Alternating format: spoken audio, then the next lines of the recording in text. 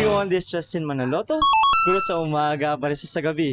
Kaya tara, samahan niyo ako. Ngayon may kasama tayo. Hi guys, I'm Steven Munoz. I'm barista here. Ito na. Ito na yung pinakihintay nyo. Kasi, ang dami nagre-request palagi dito sa ating coffee shop na ba't wala daw fries and nachos. Ito na. Natapos na natin yung ating fries and nachos.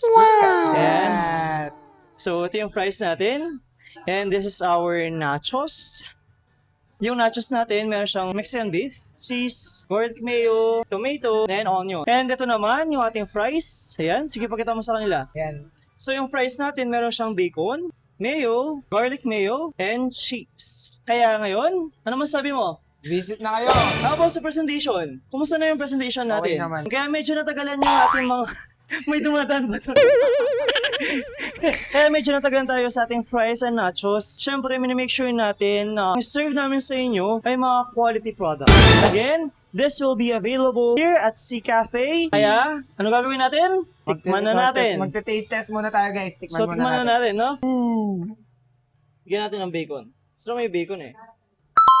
And so, kung makapansin nyo, may mga bacon bits. Solid.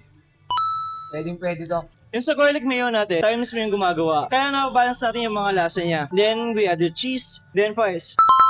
Kaya solid. Saktong-sakto yung lasa. Masarap. Ngayon naman, tikman natin ang ating nachos. Itong beef na ginamit natin, it is seasoned with Mexican seasoning. Kaya masarap yung lasa niya. And meron siyang garlic mayo, cheese. Nakakatakam no guys, nakakatakam. May kamatis din, and onion. Kaya, ano bang gagawin natin?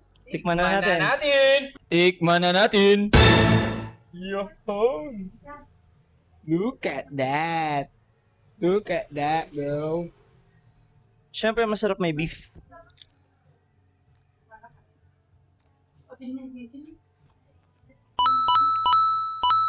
Pwede. This fries and nachos is really perfect sa ating mga kape. Kaya, visit us here Dito sa at Sea Cafe. See you sa Sea Cafe.